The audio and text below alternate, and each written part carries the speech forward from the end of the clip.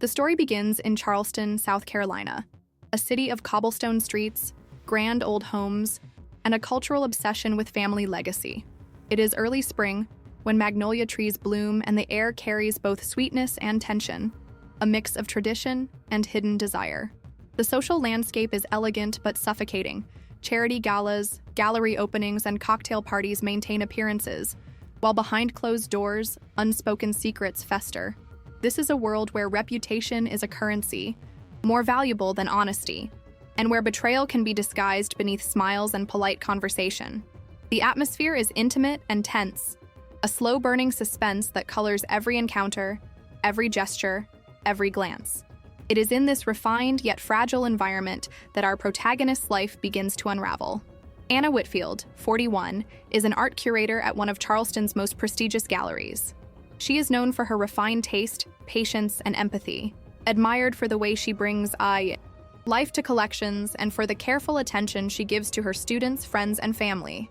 Beneath her elegance, however, lies a vulnerability few notice. She trusts too easily, sacrifices too much for others, and suppresses her own ambitions to maintain peace. Anna's devotion to her marriage and family has always been her defining trait, but it has also kept her from seeing cracks in the foundation around her. She is about to discover that trust, when misplaced, can become both a cage and a weapon. Anna's marriage to Jonathan Whitfield, a 45-year-old real estate developer, is admired in Charleston society. On paper, their life is flawless. An elegant home in a historic district, a daughter preparing for college, and constant invitations to social events. Jonathan's charm and success cast a convincing illusion of stability, and Anna has leaned into that image for years. Yet subtle shifts disturb the rhythm of her life. Jonathan's absences increase. His focus seems diverted, and his touch feels less intimate than it once did. The ordinary signs of strain are dismissed at first as stress from work, but their recurrence begins to unsettle her, creating a quiet anxiety she cannot name. The first cracks of suspicion emerge with small, almost insignificant anomalies. Jonathan's phone buzzes with messages he checks behind closed doors. Receipts appear for dinners and hotel stays that don't match his explanations. There is a perfume scent that isn't Anna's lingering on his clothes, a subtle but persistent trace. At first, she questions herself, wondering if she is imagining things or overreacting. But deep inside, a gnawing intuition grows. Something is wrong, and she must pay attention.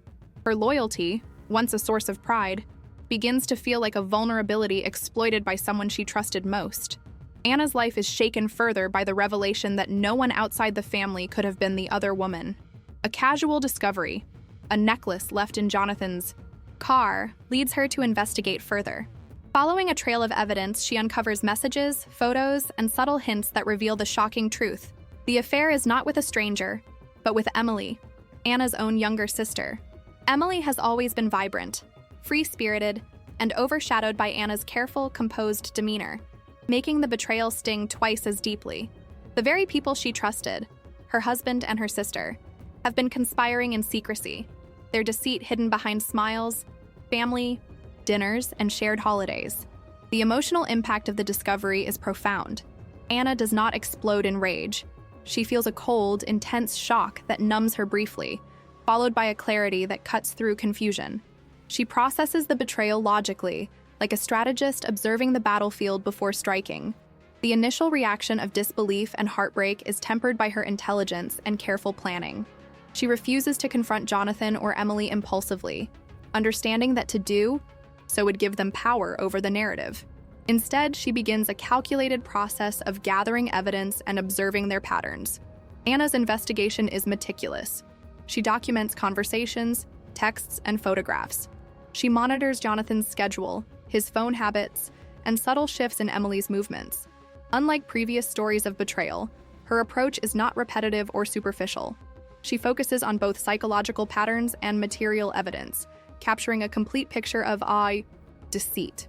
Nights spent reading now become sessions of observation and recording, each new detail strengthening her strategy. Anna is transforming, not only into a seeker of truth, but into a woman reclaiming her life, turning vulnerability into power. As Anna observes Jonathan and Emily, she notices the subtle choreography of their deceit. Their interactions are secretive, almost ritualistic. blending intimacy with careful manipulation.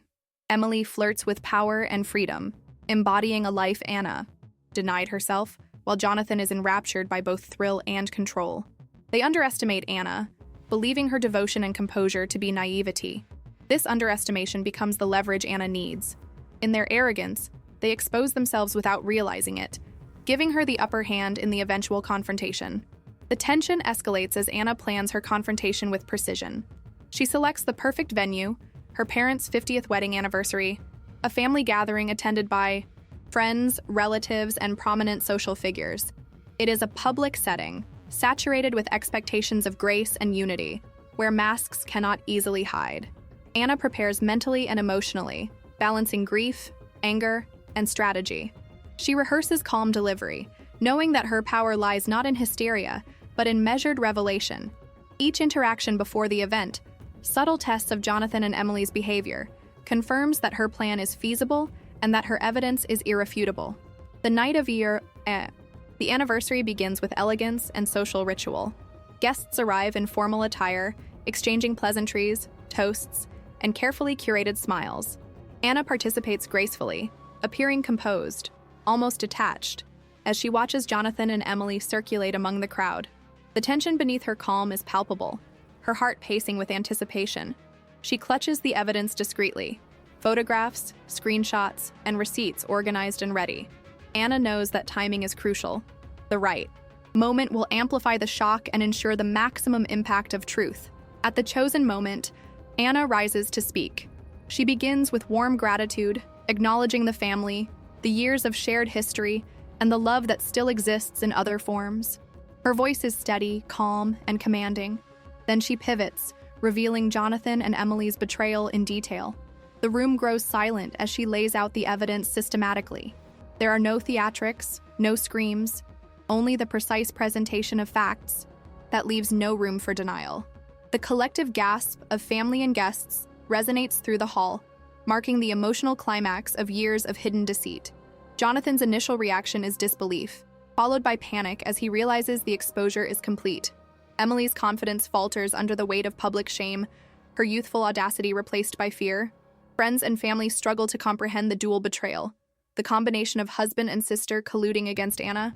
The spectacle is devastating for the deceivers, but Anna's calm authority transforms the room's energy. She does not shout, she does not cry. She controls the narrative entirely, reclaiming the dignity that had been eroded for years. The immediate consequences are severe. Jonathan's social standing, previously unassailable, begins to collapse. Word spreads quickly, colleagues and acquaintances reassess their admiration, and Emily's relationship with the family is irrevocably damaged. Anna, in contrast, is strengthened by her composure. She has navigated the storm without losing herself, demonstrating not only intelligence and courage, but an unshakable moral and emotional center. The betrayal, though deeply painful, has become a catalyst for empowerment. Anna files for divorce shortly after the confrontation, securing her independence and protecting her daughter from further familial complications. The legal process is straightforward, but emotionally complex. She balances grief, relief, and the quiet satisfaction of reclaiming control over her life. Jonathan and Emily, once central figures in her world, are now peripheral, shadows of the deception they crafted. Anna's transformation is both external and internal. She emerges free, resilient, and clear-eyed about the realities of trust, love, and family. Her relationship with her daughter, Sophie, deepens in this period. Sophie, though shocked by the revelations, witnesses her mother's strength firsthand. Together, they establish new routines, build trust, and create a home defined by honesty rather than appearances. Shared evenings become moments of intimacy and reflection, contrasting sharply with the lies that once dominated their household. Through this connection, Anna experiences a form of renewal that transcends mere freedom from betrayal. It is a reclamation of emotional and familial authenticity. Anna also begins to explore her own passions and ambitions. Previously overshadowed by loyalty and family duty, she now pursues opportunities in the art world more boldly: guest lectures, exhibition curation, and independent projects abroad. Her voice, once moderated by fear of conflict, becomes authoritative and expressive. She experiments with new experiences, meeting people who inspire creativity, independence, and self-respect. The freedom to choose her life, rather than live in the shadow of others' expectations, becomes a profound source of fulfillment. She confronts lingering grief and anger with reflection and journaling, processing not just the betrayal, but the ways she allowed herself to be silenced. This inner work is painful but essential, transforming her trauma into wisdom. Anna's growth is complete not in revenge, but in the reclamation of self. She recognizes her strength, intelligence, and autonomy. The betrayal, though devastating, catalyzed her evolution into someone far more powerful and self-aware than she had ever imagined possible. Her relationship with Emily remains permanently severed, a painful acknowledgement of the impossibility of reconciliation with someone who violated trust so deeply. Yet even this rupture contributes to her clarity.